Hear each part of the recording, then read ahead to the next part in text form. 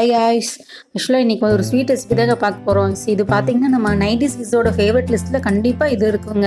So அது என்னென்னு பார்த்தீங்கன்னா தேன் மிட்டாய் தாங்க.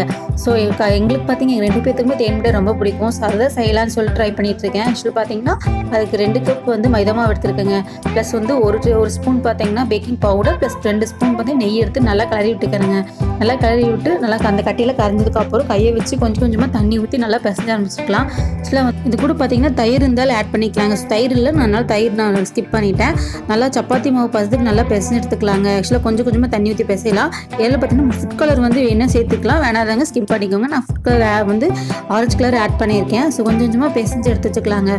ஸோ ஆல்மோஸ்ட் வந்து நம்ம பிசைஞ்சாச்சுங்க, நல்லா இலங்குற பதத்துக்கு வந்துருச்சு. ஸோ அதை எடுத்து ஓரமாக ஒரு 1 hour வச்சுட்டு நம்ம வந்து நெக்ஸ்ட்டு பாவு ரெடி பண்ணிடலாங்க. அது பார்த்தீங்கன்னா 2 கப் வந்து சர்க்கரை எடுத்திருக்கேன். ப்ளஸ் 1 கப்பு அதில் வந்து தண்ணி எடுத்துருக்கேங்க. நல்லா கிளறி விட்டு சர்க்கரை கரையிற அளவுக்கு மீடியம் ஃப்ளேம் வச்சு நல்லா கிளறி விட்டுக்கலாங்க. ஸோ நல்லா சர்க்கரைலாம் கரைஞ்சதுக்கப்புறம் ஃபுட் கலர் கொஞ்சம் ஆரஞ்சு கலர் ஆட் பண்ணி நல்லா கொதிக்க விட்டு ஒரு கம்மி பாத்தில் அரைக்கி வச்சுட்டாங்க. நெக்ஸ்ட்டு பார்த்தீங்கன்னா நம்ம வந்து 1 hour நம்ம ஆயிடுச்சு. ஸோ நம்ம வச்சுருந்த மாவு எடுத்துகிட்டு வந்து கொஞ்சம் கொஞ்சமாக உருட்டி நம்ம வந்து தேன் மிட்டாய் ஷேப் வச்சு எடுத்துக்கலாங்க. ஆக்சுவலாக வந்து அவங்களுக்கு வர ஷேப் எடுத்துக்கங்க. நான் ட்ரை பண்ண புதுசாக பட் எனக்கு இந்த மாதிரி ஷேப் தான் வந்துருச்சு. பட் வந்து பொரிச்சு எடுக்கும்போது கரெக்டாக வந்துருச்சு.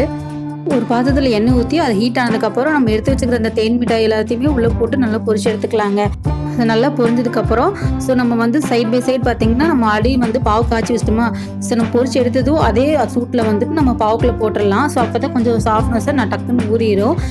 தேன் மிட்டாய் யாருக்கெல்லாம் பிடிக்குன்னு மறக்காமல் கமெண்ட்ஸை சொல்லுங்கள். சார் 90s கிட்ஸ்க்கு மட்டும் இல்லை, எல்லாத்துக்குமே மேக்ஸிமம் தேன் மிட்டாய் பிடிக்கும்னு நினைக்கிறேன். ஸோ யாராவது பிடிக்கும் மறக்காம கமெண்ட்ஸை சொல்லுங்கள். ஆல்மோஸ்ட் தேன் மிட்டாய் வந்து ரெடி ஆயிடுச்சுங்க. பாவில் போட்டு ஊற வச்சுட்டு ஒரு 15 minutes கழிச்சு நம்ம எடுத்து பார்க்கலாம். பாவில் நல்லா வந்து முங்குற அளவுக்கு நல்லா கறி விட்டுட்டு மூடி வச்சிடலாங்க. 15 minutes கழிச்சு எடுத்து பாருங்கள் நம்ம ரெடி ஆயிடுச்சு. ஆல்மோஸ்ட் நம்ம தேன் மிட்டாய் நல்லா ஜூஸியாக ரெடி ஆகிருக்குங்க. இந்த வீடியோ பிடிச்சிருந்தா ஒரு லைக் பண்ணி ஷேர் பண்ணுங்கள். தேங்க்யூ, பாய்.